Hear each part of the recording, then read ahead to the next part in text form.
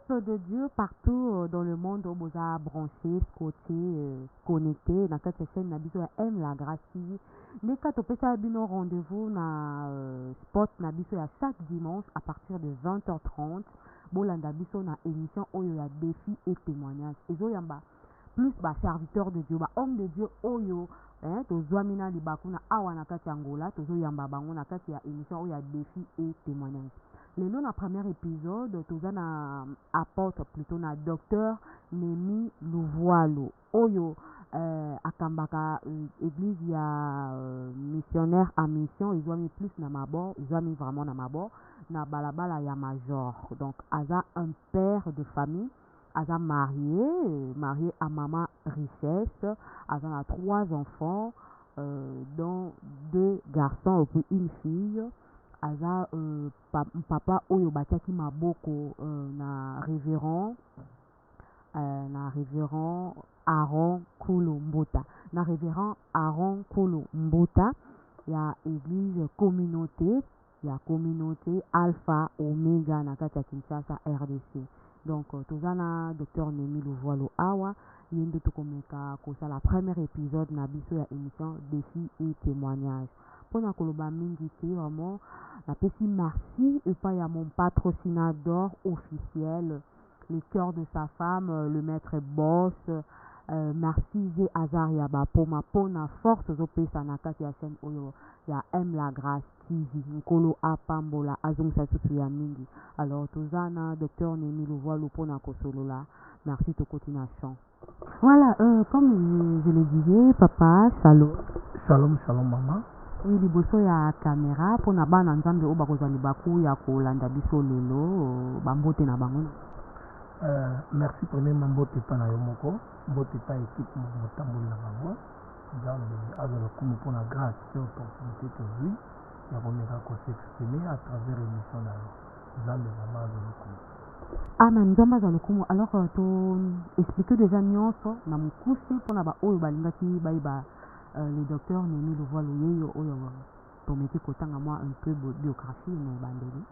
Mais papa neka ko expliquer biso appel oyo ozwa na kati ya ministère oyo ya missionnaire en mission lelo oza représentant.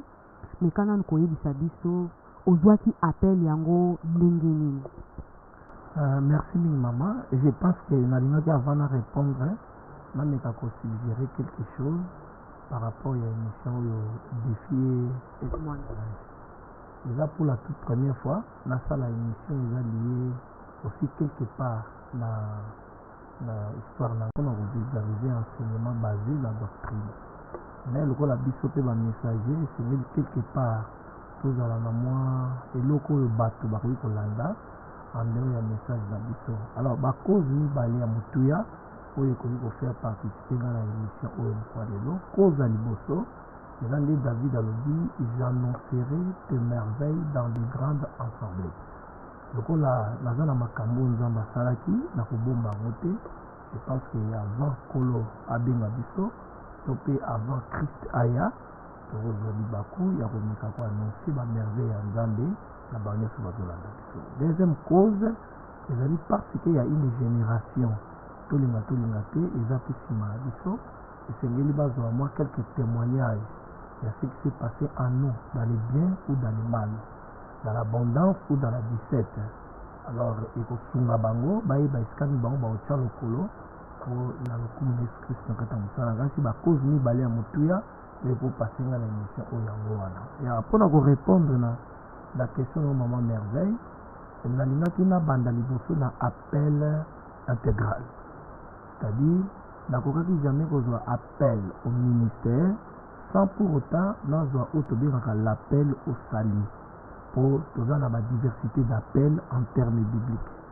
Toza na appel au salut, oyo nzambe azali kobianga moto mpona kobika.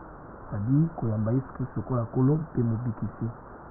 Esika esali na bayekoli bokende mokili mobimba koloba na bango ke ntango ekoki bokozwa nzambe ebelemi bobongola mitema pote bobika. Voilà, appel à liboso ya ngona na yambaki, c'est-à-dire nakutanaki na Christ à travers mon père spirituel, son excellence l'apôtre Aaron Mbuta que je salue à papa. yazali l'ange de l'église ou de la grande communauté évangélique Alpha Omega au niveau de Kinshasa. Nandela na yende na yebi Yesu Kristo nazili batiki nazili batipe ya molimo santo ebongo na bandi kosalela nzambe lokola ndeko kati ya lingomba bongo na bongo lingomba na ngai nzela ya tata na ngai molimo baye kopresentir ke na kati ya bandeko na biso surtout bayambi Yesu Kristo ndeko Nehemi azali kopresente basigne oyo ezolakisaka nzambe abengi ye mpe na lotomo ya bongo na bongo babandi koakadre ngai babandi kolakisanga ke obengami na mosala nzambe nga mo mpe na bandi kosentir yango na babilembo bongo ntango ngonga ekokaki na niveau ya communauté na nga batiaki nga maboko mpona kokɔta na ebiangelo ya lotomo to mpe l'appel au ministère ntango na bandi koexerce ministère na kati ya communauté na ngai Alpha Omega na se ya makolo ya tata bongo na bongo lotomo ebandi komonisama mpenza na kati na misala plus tard nsima ya bambula ebele tobindi mpe libanda nde nzambe ayemena kosala ngai appel ya œuvre oyo maintenant nazali kosala lelo parce que okoki kobiangama na lotomo mais likambo okende kofongola lingomba ezali epesameli na moto nyonso tu te c'est pas à tout ministre de la parole ya okende kofongola église non tozali na baministre oyo babengami ti bakokufa bakotravaillaka na se ya baministre mosusu eza na bible po ete ntango eza mosusu okende tolobelango tolobelango eza mpe na baministre oyo babengami nzambe abongisaki ke un jour bango mpe bakokende kobanda mosala mosusu mpona kocomplete la totalité de l'œuvre ya rédemption sur la terre ntango nayoki yango nazongi na makolo ya papa na ngai nasololi na ye eye mpe nzambe asololaki na ye nde baye kosambela mpona nga kotianga libanda ya communauté oyo nga nabotami oyo nga nazwi bati mpe nazwi lotomo nde naye kobanda sikoyo mosala oyo tobengi na nkombo ya le missionnaire à mission. Merci papa, mais tolingaki tozonga un peu nsima par rapport à explication précise.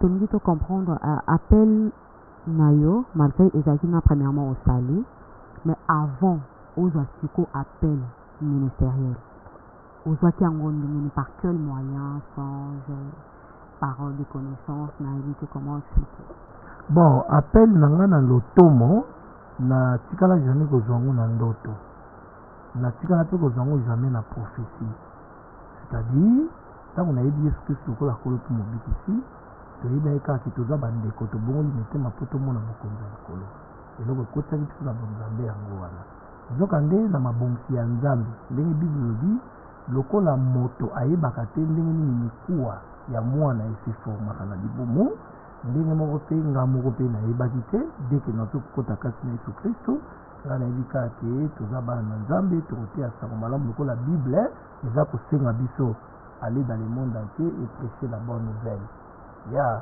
bongo na kati ya kosalela nzambe nde bilembo ebandi komonisama nde babi l'enfant se laisse déjà voir par ses actions si sa conduite sera pure ou droite bongo na ntango wana nde babandi mena kotalisaka ke yo obengami na mosala yo oza mosali na nzambe na bao babandi kokamba ngai naza su kokanisa na nsima ye moko nano papa na ngai molimo tomaron naza kokanisa na mosali na nzambe mapoto lazare nazokanisa mosali na nzambe remi nazokanisa mosali na nzambe gaston nazokanisa basali ya nzambe ya libanda lokola bareverend ngongo son excellence molimo nepema na kimia reverend bividia bao nyonso tu bazalaki kokamba biso liloba na ntango wana nde babandi komona signe et par après nga mo mpe naye kokoma convaincu par rapport aussi ya liloba na nzambe ke certainement nabengami na lotomo bongo emonisami na kati ya communauté ke mosala na ye mingi azosala ezali kolakisa par après nzambe asololi na papa na ngai ye nde aye kosambela mpo na nga ezalaki une surprise nzambe atindi nga asambela mpo na ndeko Nehemi lokola mosali na nzambe basambeli mpo na nga kakotinga na lotomo kobanda wana nde na bandisi kosalisa nzambe na kati ya lotomo na kati ya lotomo obandaki évangéliste pasteur toyebi ke c'est dans les 5 ministères po lelo koma docteur mais ntango obandaki na quel point ministériel Bon, ngai na ba changer te. O na bandaki bon na ko subisa te.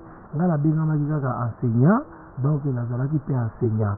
Mais est-il vrai à l'époque omoni toujours ce ko saluer to bengai patriarche ngai na bangaka makasi moto wana Mzee Edina Bala. Mzee Edina Bala omoni azaki na lolenge ne osela nzambe na tango wana. Mzee Edina Bala mingi bande ko consacrer ba évangéliste. Ceux qui ont consacré évangéliste, c'était au consacré pasteur. Ils n'arrivent pas si va consacrer docteur, va consacrer apôtre, va consacrer prophète. Alors moi ils allaient liwana et pendant qui mingi na ba groupe de prière pour y avoir qui quoi modèle na tango wana. Pour batata mingi babotaki biso pe na bomwana na bango. Si soko bayebi histoire ya évangile na Congo okutaki nzambe afongola kimboka wana na réveil évangile d'une manière que mwana na kati ya molimo aboti pe moninga mwana mayele kola kina no mingi te ali bakendeki ndenge wana tozalaki ndenge wana na epoke wana motu tu alinga banda liboso kosala nzambe na lotomo bande kobenga ye évangéliste.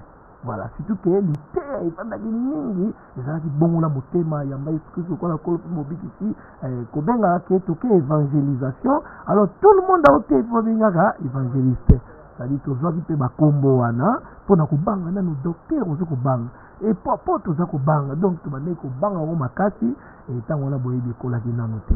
C'est normal ntango boyebi ekoli te comprendre non donc eza nango bakombo oyo aleki moninga to moninga aza te. Et ça, dans ce sens, on a changé qui voilà. Merci, Sanzaki Té, mais papa, rencontre nos personnels, Nanzame, Oyoyo, je continue Costa, mais là, comment? Ndenge nakutana na Yesu. Voilà. Ngai avana ba Yesu Kristo na ki elingi lokola bilenge nyonso sima ya bakelasi to bandai ko vivre vie au pe bilenge ba vivaka. Surtout que biso tozali mingi na Kinshasa. To bandaki ko pressentir mingi omoni génération plus ezalaki fona ke lepoto il faut to bandaki ko pressentir babiloko nyonso to wana bon mokolo moko bandeko misato baye koteyanga na moi tozalaki mibale tosoki misato to bine bateyi biso Yesu Kristu ntango basilisi toyebisi bongo bandeko biso mpe tozalaka bandeko na bino eza malamu boyaka mpe kotalaka biso tutu donc tokobi yango lokola mwa quelque chose ya kosamize. Et si je me souviens, ils avaient dit que Gaston, ils avaient dit que Kabasu, et ils avaient dit que Mingedi. En tout cas, dans le boss, on a dit qu'on a été dans la vie. Il y a encouragé dans l'église, il faut évangélisation. Parce que, tout mingi babenga milieu dans le tomo, bazali ba fruit ya évangélisation ya bande komi bali pe bati na terrain. Ya bon bande ko la bakei. Na pourquoi? Bande ko ngope baye. Po baya kozwa biso toke l'église nga na moni bango na bombami amoni bango na kimi na bombami ntango baluki nga bamoni aza te bon babina ngo bandi kokende nzoka nde nga na minute oyo na bombami koyake bango bako mosika ntango nalingi nabima bango mpe bazalaki wana bakende mosika te ndeko toye kozwa bon nakenda na soni nakendaka na soni tika nakende nzoka etinda ya tata ya Saul mpona kokende koluka bibwele yakanisa ezao kengoluka bibwele nzoka ezalaki na sekele monene na nsima.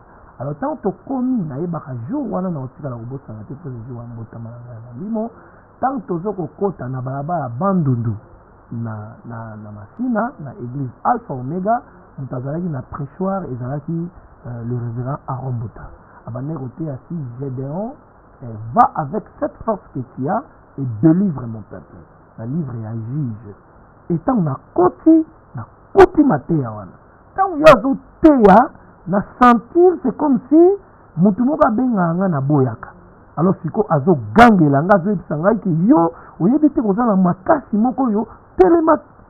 Donc j'ai senti quelque chose de nouveau oyo nao namona te nati ka maloba wana ekoti nga na motema etango babi tokanga misi tobondela tokanga misi tobondeli j'ai sentir un grand changement. Donc, c'est difficile d'expliquer ce phénomène. Oui.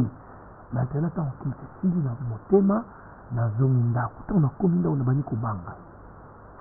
La Bible Banina, tout ça, je me souviens de José, John Mali, tu en es au Bengue Bongo, na Maman Aïcha, Kassongo, bazali le couple même baboti bana bakoli na ndeko na biso mobali Timothée donc matondo ndua moja to ndo bien lelo pa kuma mosali na nzai munene tango nazongi na bani koyebisa bango tukandi na zawa na tiki makamia na komusambela tika kaka po à l'époque bon nome kaka kolobango nga na bande kobomba biloko nyonso ya ba musique tango wana na masina toki na orchestre moko bayebi yango tambour les valois ekabwanaki na atomique atomique ezalaki yaya na biso moko moro bayokanaki te na titi les valois alors biso tobendanaki na ye elongo parce que biloko nyonso wana ebandaki kofanda epa na nga bongo na biloko ifo ezonga na okesu bamakambo te tolali lobi na ntongo ndeko moko ayi kotala nga suke napesi mpe mbote esali bambula ebele tomona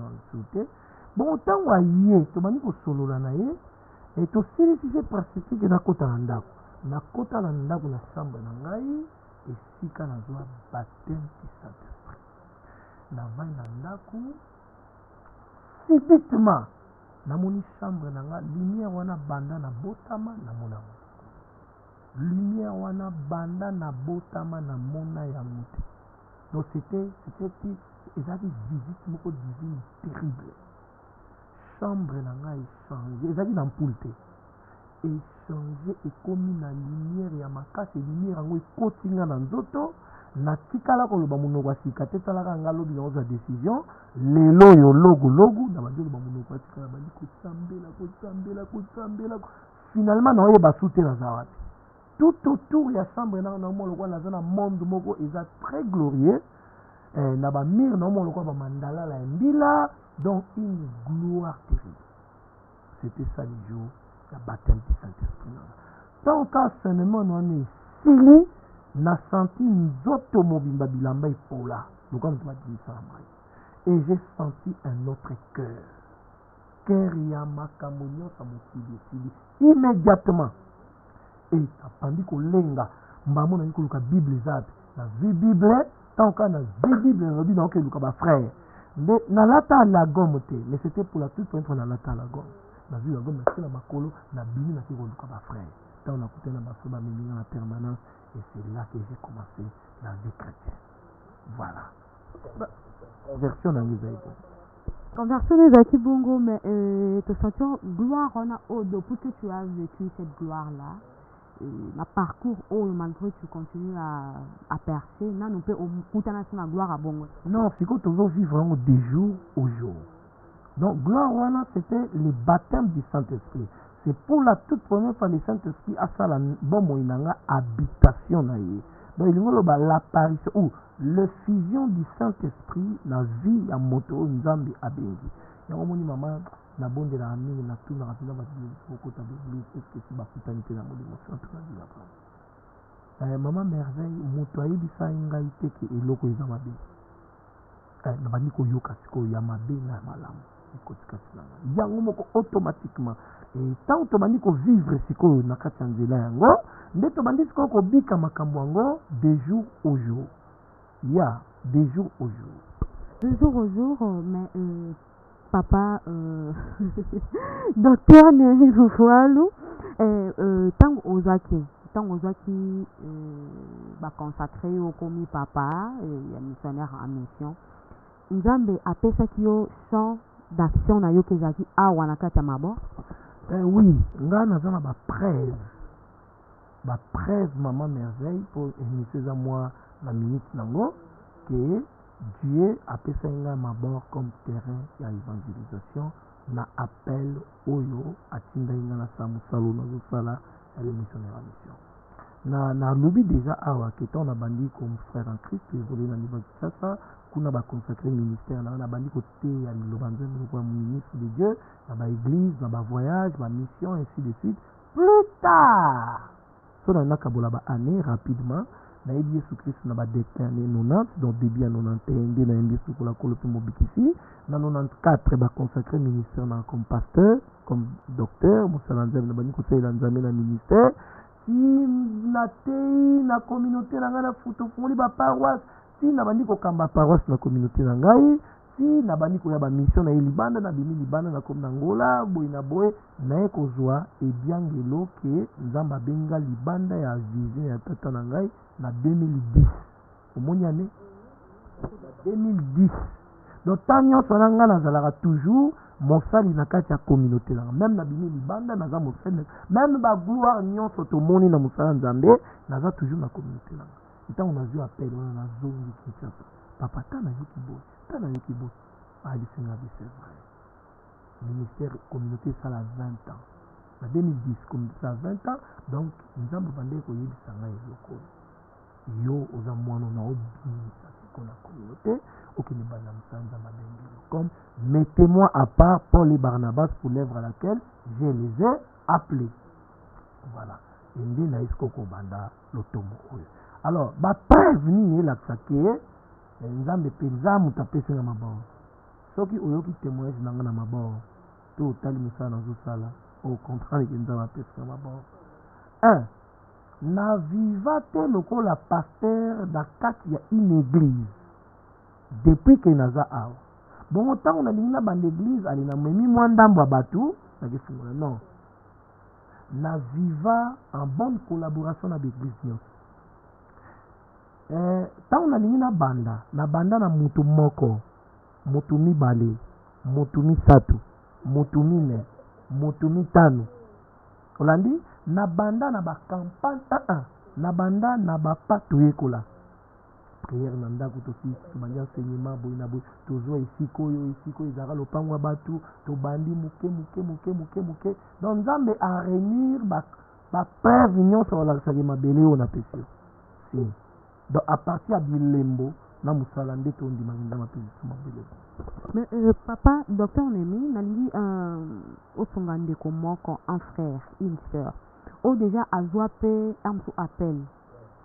Mais jusque là, il n'a jamais compris que non, Isaki Manzam Mutabenga qui est. Pour exemple, amso pe azu appel à télémimba mora bandi kosala, à tourner même pas Nzambe, sans d'action na yeza wapi. To ezani appel na ye sengeli asala nini. Donc pour ba pêcher déjà appel wana atelemi mbala moko abandi kosala fungo l'église abandi yesu azali awa. Alors je veux que tu aides un frère ou une sœur ou essayer appel na part Nzambe mais à se précipiter pour abanda musala pas à comprendre sans ce appel. Bon et loka liboso na lina lobila du tout à la manière des hommes hein des babengaka fétiche kisi ya oyeba kenga na bengami na musala pena sala malamu. Ils ont une très bonne relation premièrement avec Dieu. De deux, une très bonne relation avec source nayo. Tata no amuli musiko si.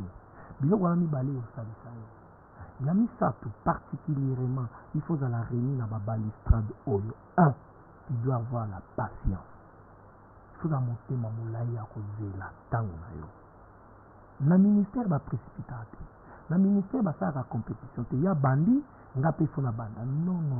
Chatanga na talisio depuis batant nyonso wana nzamba eko bandisanga ona 2010 nda lobi et na 2011 nde to bandisi ko. Omoni? Donc ndeko nyonso tu oyo aza na appel mais akembango eloko na osenga ezali ozonga. Ouais. Eza retardé. Tala mutu ko la Paul. Nzamba kutana na chemin de Damas. Appel moko différent. Et tant Paul a vu appel précipitation pour ça Paul Isaki tant kayoki je suis Jésus que tu me persécutes. Première question naïe. Seigneur, que veux-tu que je te fasse? Donc à présenter disponibilité à servir Seigneur. Nous avons Seigneur à ce que oui na bengi mais c'est pas le moment où c'est là.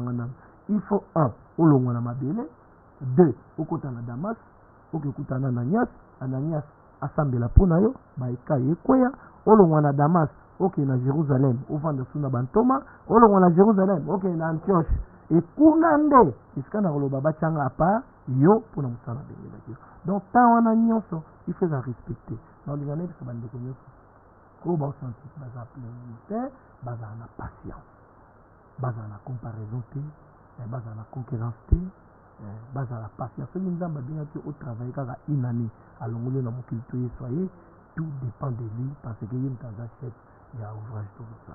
Voilà.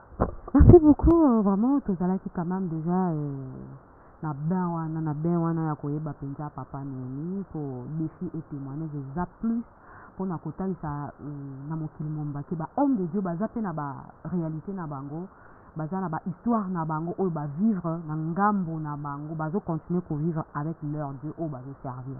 Mais papa, mais quand koyesa biso c'est quoi ton plus grand témoignage na ministère oyo nzamba pesa o banda 10 ans yango? Maman merveille, merci. Nzamba pambola yo, nzamba pambola balandi, nzamba pambola bandigo dans la caméra. C'est pas encore le temps. Non, on ça le plus grand témoignage. Non, on a beaucoup pressé. Sauf que on peut ça battre témoignage. Mais dans le passé, le plus grand témoignage dans les arendés nzamba benganga pa bengala ministère. Mais ba témoignage ezali. Na éviter ce que maman merveille fallait préciser. On peut ça ba témoignage il y a le lengeni. Parce que dans parcours tout ça ba témoignage où ils sont liés aussi na douleur. Tout ça na ba témoignage où ils sont liés na joie.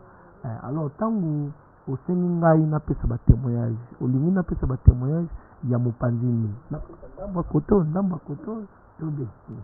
Non, baba plus na sepelanga na eloko moko par rapport ya ba vie ya basali. Na lingabo faire comprendre pe na mokili mombaki vous souffrez. Vous souffraka plus na baton ya bisengo batu ba omona ya mtu lelo ba moni docteur Nemi atelemi na carrosse na ye a roulé na carrosse ni ba yokele mutema pasi ya mtu non asimbiki. Mais oublions que au quelque part avec ton Dieu tu as aussi souffert surtout.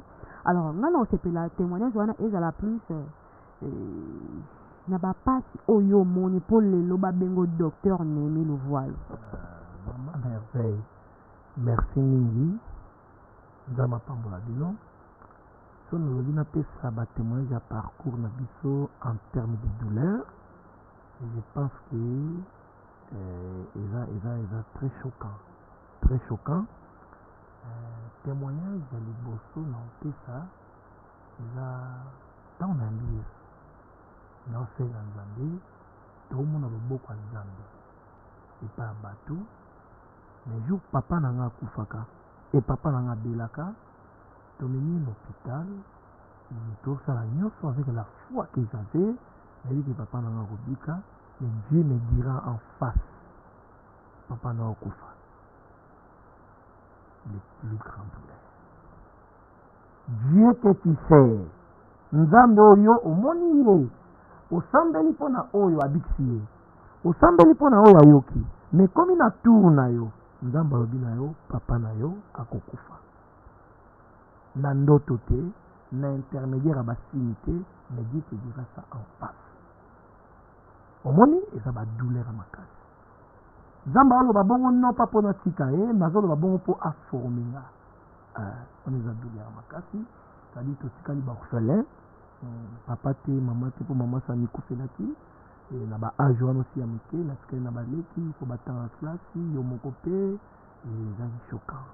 Ba vite le kisi ezaki moi passe na yebi ndeni mutasa ila nzambe me ali fufu na pilipili na pilipili penza lisolo te oye kokuta moto azolia te me yoli nazokanisa bandeko na biso bagravier nzambe asunga bandeko nyonso atango wana na kati ya batémoignage ya douleur naza na témoignage mosusu ya douleur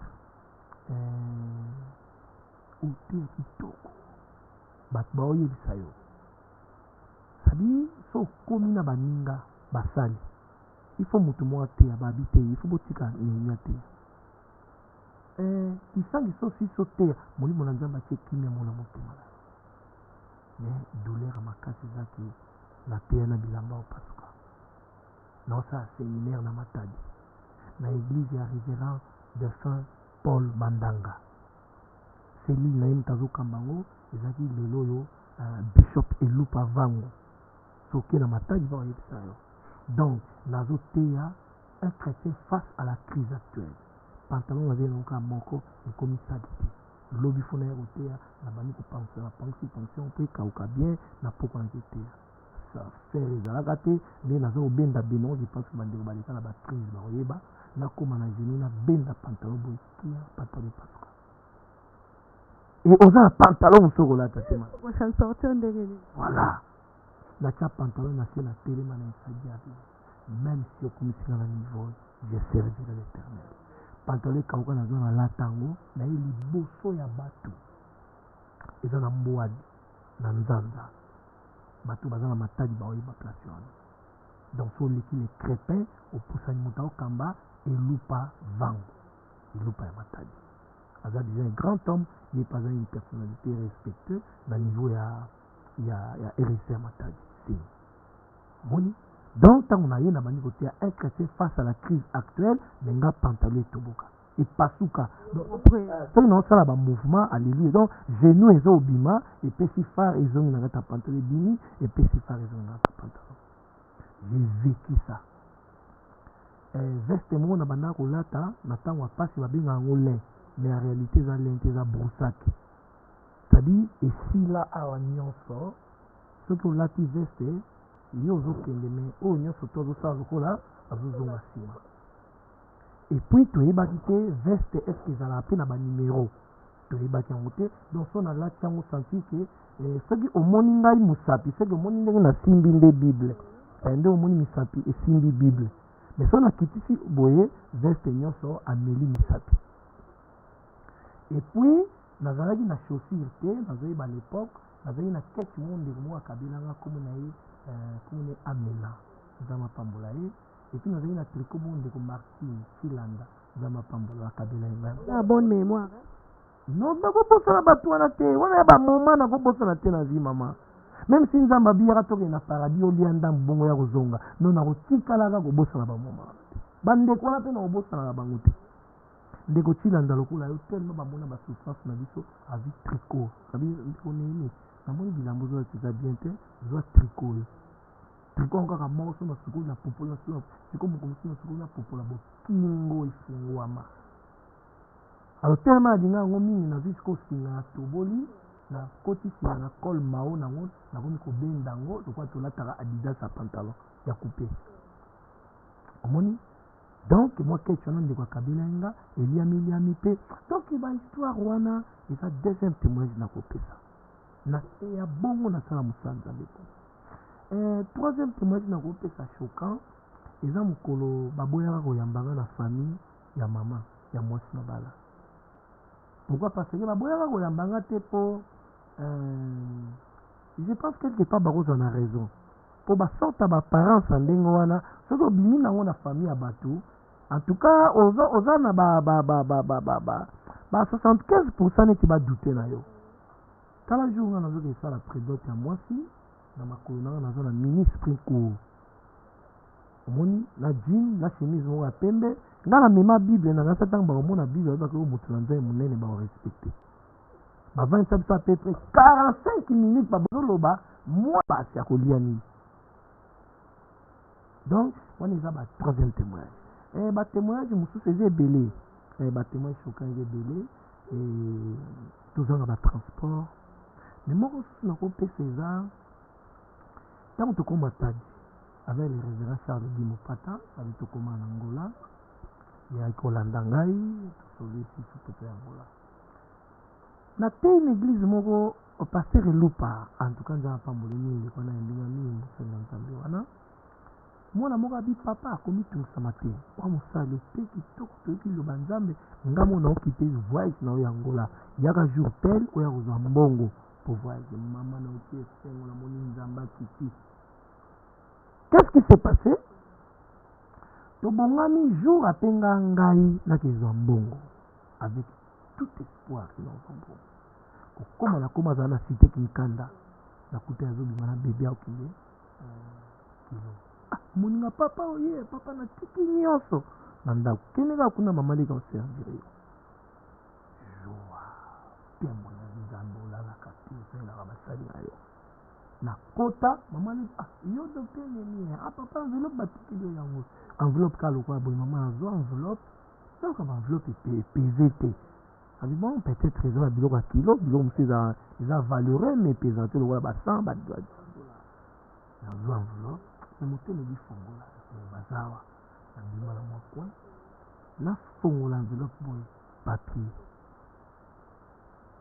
nazwa papier wana natanga boye papa mobali na ngai aboyi na ye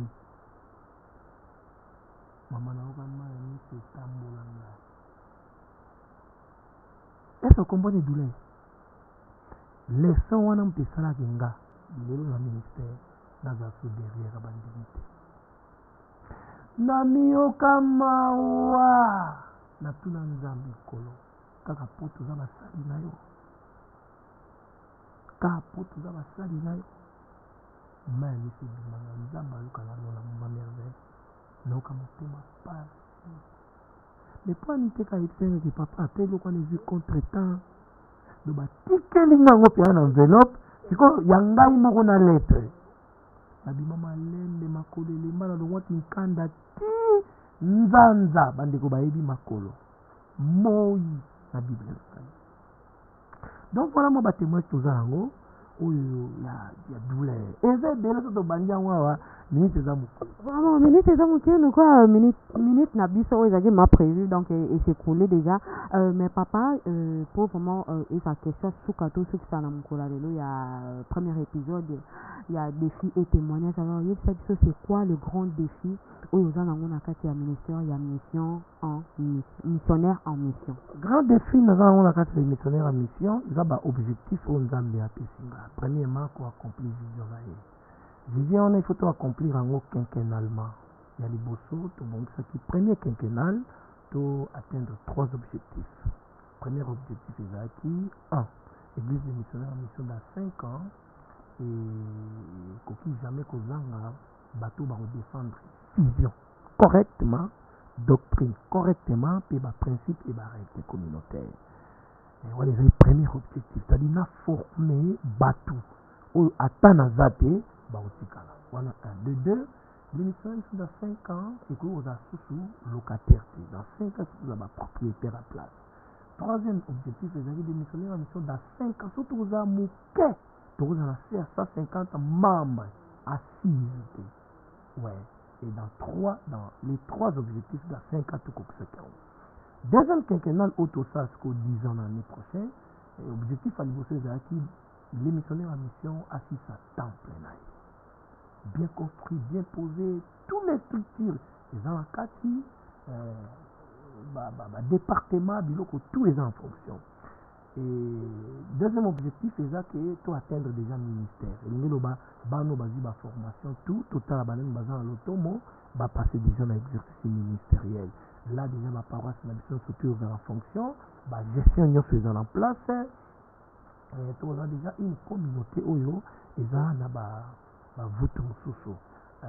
Alors troisième quinquennal tant biloko nyo fait aussi là maintenant toujours tala sikoyo élargissement il y a vision Seigneur yemoko alobaki que de fait toutes les nations les disciples là maintenant tout ça la évaluation sur coloalité na kasi ba plus grand défi na zango yango wana et moko ya makasi libanda les missionnaires en mission eza évangélisation na ligina établir sorte évangélisation moko to benyango ba poste évangélique déjà tout ça là ba coordonner presque ba sujet si tout fait déjà ba manuel d'évangélisation.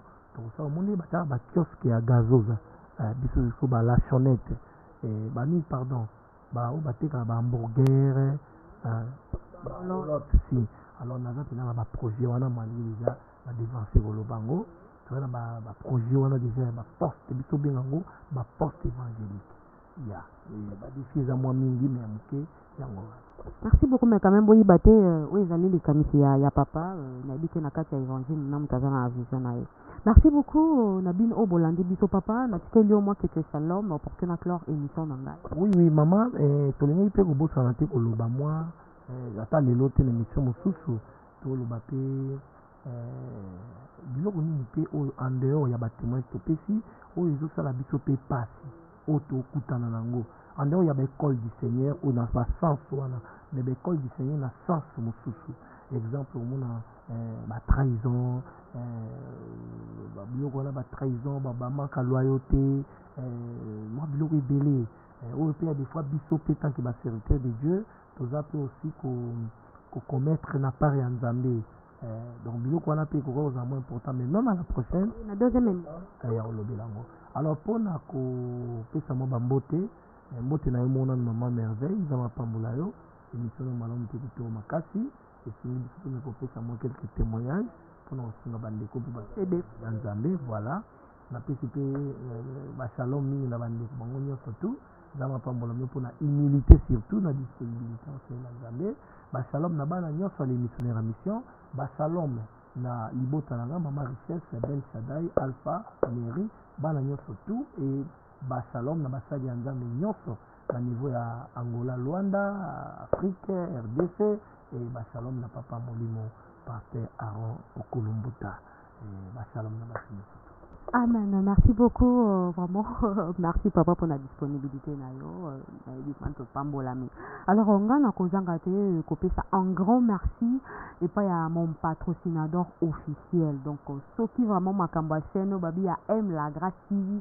Et aussi, c'est grâce à mon boss, mon patrocinateur, le cœur de sa femme, Zé Azaria Bapoma, le Canadien pur, maître 1. Donc, tombé vraiment boula mon mingi nyonso ya malamu mais na bosani te maître Valdo Bahati le Canadien ma gros bisous à toi et puis merci na Kijo Arsi pour na soutien na yo na bosani te Nevada Ngimbi mon pote Christophe mon confrère Yakata Tikangate Christophe Moke donc c'est Moke pe beaucoup ta bagu o babika Isaka kuna ceux qui vont mon image kitoko tolobi merci et pas à Akapro TV Akapro Kambolo Papa Matou Daniel Kambulu, MD Pro, gros bisous na yo papa.